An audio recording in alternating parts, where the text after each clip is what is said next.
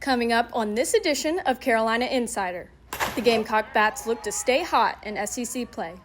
Has sports betting gone too far? We're seeing people's lives be ruined. But first, March Madness turns into April sadness. Carolina Insider starts now.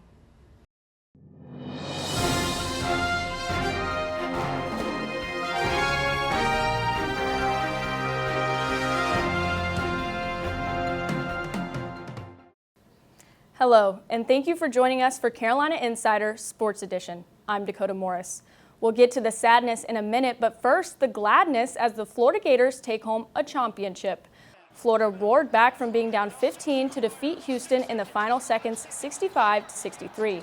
Stout defense down the stretch proved to be the difference. This marks Florida's third national championship and first since I was 2 years old.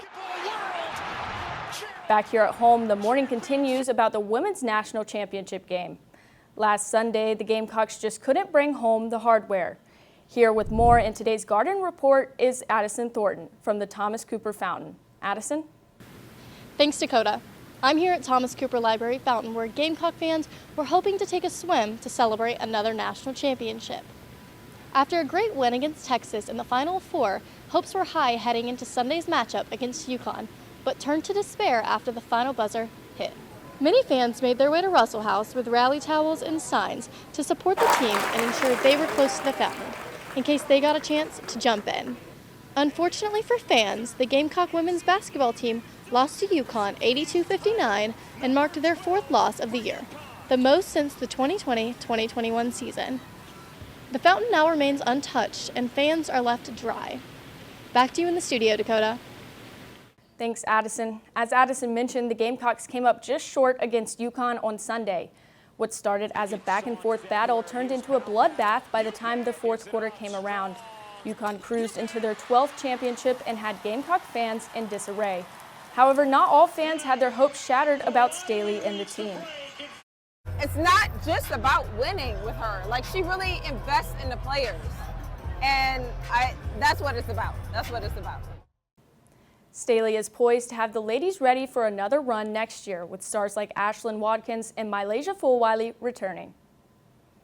Headed to men's basketball, new and familiar faces will grace the court next year for the Gamecocks. Trayson Eaglestaff comes to Columbia after a strong season at North Dakota, where he averaged 19 points. Christ Isendoku joins the team after a stint at Providence, where he tallied an average of 4 points and 4 rebounds.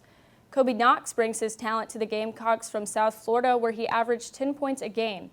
And a homecoming is in order as Meechie Johnson returns to the Gamecocks after one season at Ohio State, where he stepped away from the team due to personal reasons. Although sports betting is illegal in South Carolina, you can bet that some still roll the dice when it comes to gambling. Carolina Insider's Matt Frank deals out the story. The high-flying basketball action of March Madness is enough to stimulate almost every sports fan, but not all. Meet Peter. Peter is a graduate student at the University of South Carolina, and he loves to bet on sports. I've been sports betting since the end of high school, and then I really kind of picked it up, I'd say, within the last couple of years, so about 3-4 years. South Carolina is one of only 12 states where sports betting is illegal, but there are plenty of ways to get around it. Daily fantasy apps such as Prize Picks, Underdog Fantasy, and BetR are legal for anyone over the age of 18 in the state. They allow you to make bets on players but not teams. For example, you can bet on how many points a player might score in a game. I asked 30 students that bet on sports how they do it. 22 say they use these daily fantasy apps. 7 say they use sportsbooks when at home in their legal states, and 9 say they use offshore sportsbooks or bookies. Bookies are people that take bets illegally, as opposed to through a recognized sports book. A proposed bill would legalize sports betting and use the tax money generated to improve state roads and bridges. However, Kevin Hall is the head of the sports media department at USC and has an entire lecture dedicated to sports betting and the dangers that come with it. Gambling addiction is way up since sports betting became legal in a lot of places. We're seeing people's lives be ruined. According to the National Council on Problem Gambling, 2 million American adults meet the criteria for severe gambling addiction, with an additional 4 to 6 million having mild to moderate addiction. Legalizing it could serve some financial benefits for the state, but at what cost? For Carolina Insider, I'm Matt Frank. Jesus! The Gamecock softball team continues to slide into success after a series win over Ole Miss this past weekend. The first game on Friday was a battle of the defenses, with both teams unable to score a run in 7 innings until a walk-off walk gave the win to the Gamecocks. On Saturday, the Rebels were able to even the series with a close 2-1 victory. On Sunday, the Rebels started off hot, putting a run across the plate in the top of the first. The Gamecocks were quick to respond, putting 4 runs of their own on the board right after. Ole Miss was able to score one more time in the 6th inning, but it wasn't enough to beat the Gamecocks. South Carolina will be back on the field tomorrow at 6 to face Charleston Southern.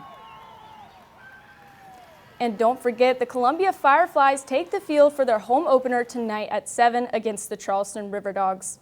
That's it for this edition of Carolina Insider, a student production here in the Kennedy Greenhouse studio in the School of Journalism and Mass Communications. Thank you for joining us. Our news team will see you back here tomorrow.